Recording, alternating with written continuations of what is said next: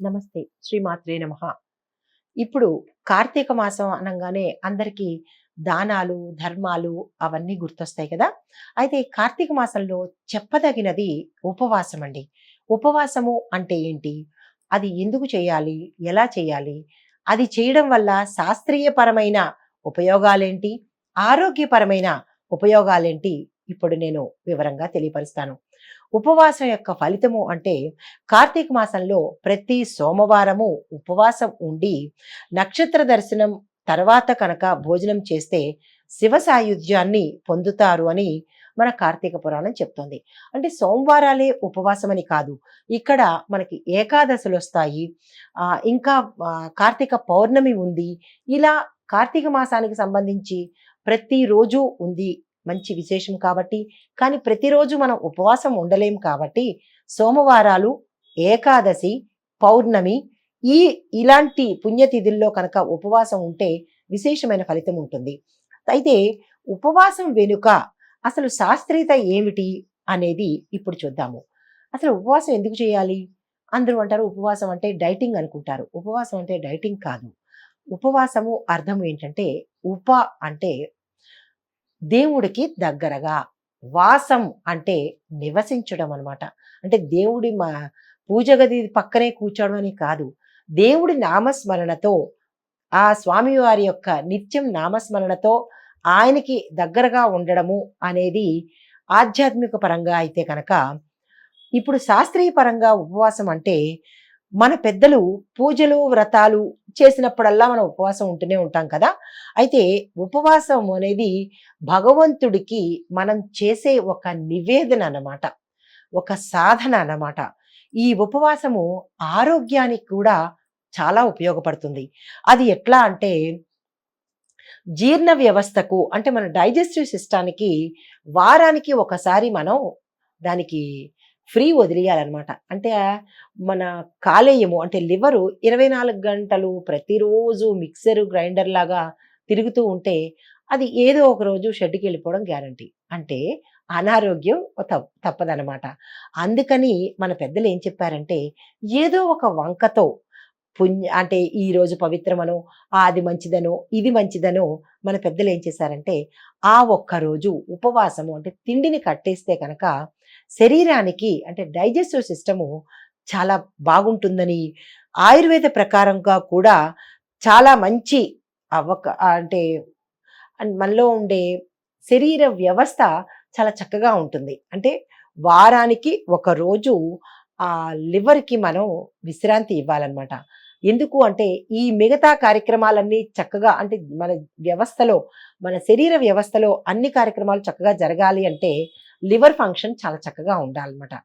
ఆ రోజు కనుక ఒక్కరోజు విశ్రాంతి ఇస్తే అది మిగతా ఆర్గాన్స్‌ని చక్కగా పనిచేసేలాగా చేస్తుందన్నమాట. దానివల్ల ఏంటవుతుందంటే మనకి యాక్టివ్‌నెస్ ఉంటుంది, ఆరోగ్యం బావుంటుంది, మన చూడ్డానికి కూడా అంటే అందంగా తయారవుతారనమాట. అయితే తిన్న వెంటనే కొంతమంది ఏం చేస్తారంటే నిద్రపోవడమో, లేతే బద్ధకించడమో చేస్తారు. దానివల్ల కూడా అనారోగ్య సమస్యలొస్తాయి. ఇందు మూలంగా ఏం చెప్పారంటే వారానికి ఒక రోజు కనుక ఉపవాసం ఉంటే జీర్ణ వ్యవస్థ తిరిగి శక్తిని పుంజుకొని మూలల ఏవైనా దోషాలుంటే అంటే దోషాలు మన శరీరం లోపల ఏముంటాయంటే కఫ, వాత, పిత్త ఈ 3 దోషాలని ఆ ఒక్కరోజు ఉపవాసము తీర్చివేస్తుందనమాట. వాటిని అడ్జస్ట్ చేసుకుంటుంది. ఇది శాస్త్రీయ పరంగా. మరి దైవీపరంగా చూసుకుంటే గనక మనకి శివుడి యొక్క అనుగ్రహం ఉంటుంది, విష్ణుమూర్తి యొక్క అనుగ్రహం ఉంటుంది. తర్వాత మన పెద్దలు కూడా ఇంకోటి ఏం చెప్పారంటే మీరు వినే ఉంటారు. అమ్మమ్మలు, తాతయ్యలు, నాయనమ్మలు ఏం చెప్పారు? లంఘనం పరమౌషధం అన్నారు. లంఘనం అంటే ఉపవాసమే అనమాట. అది కూడా ఒక రకమైన ఔషధం అనమాట. ఇది మన పెద్దలు ఏ అనారోగ్యం వచ్చినా అంటే జ్వరం వచ్చిందనుకోండి ఏం చేస్తారు? వెంటనే ఆ రోజంతా ఏమి తినకూడదు, జ్వరం తగ్గే వరకు ఏమీ తినకూడదు అంటారు.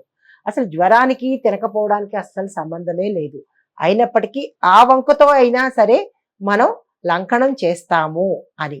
అంటే దానివల్ల జ్వరం వచ్చినప్పుడు కూడా తిండి తినేస్తూ ఉంటే ఏమవుతుందంటే లోపల జీర్ణ వ్యవస్థ దెబ్బతిని తద్వారా మిగతా రోగాలు వచ్చే అవకాశం ఉంది కాబట్టి మన పెద్దలు ఉపవాసానికి అంత ప్రాముఖ్యత ఇచ్చారనమాట. ఉపవాసం ద్వారా శరీరానికి స్వస్థతే కాదు మనసుకి కూడా చాలా ప్రశాంతత కలుగుతుందనమాట. మనం తినే ఆహారం యొక్క ప్రభావము మన మనస్సు మీద తప్పనిసరిగా పడుతుందండి. ఆహారంలో 3 రకాలుంటాయి. ఒకటి సాత్వికము, తమస్సు, రజోగుణము. ఈ 3 గుణాలు ఉన్న ఆహారం కనుక మనం తిన్నట్టయితే దానికి తగినటువంటి ప్రక్రియ మన జీర్ణ వ్యవస్థలో జరుగుతుందనమాట. సాత్వికపరమైన ఆహారం తింటే చక్కటి సత్వగుణ సంబంధమైన ఆలోచనలు, పనులు అలా ఉంటాయన్నమాట. అంటే సాఫ్ట్‌గా ఉంటాయి. అది మన ఋషులు తీసుకున్న ఆహారము సాత్విక ఆహారం అనమాట. ఆ ఆహారం చేసుకునేటప్పుడు ఉప్పు, కారాలు లేకుండా కందమూలాలే తింటారు. ఇప్పుడు అందరూ చెప్తున్నారు, ప్రతి ఆరోగ్యవేత్త ఏం చెప్తున్నారు? రాది అంటే పచ్చి కూరలు తినాలి, పచ్చి కూరలు. ఈ పచ్చి కూరలు తినాలి, వండని పదార్థాలు తినాలి అన్నది ఆనాటి నుంచి మన ఋషులు ఎప్పటినుంచో చెప్తున్నారు. అది మన చెవికి ఎక్కలేదు.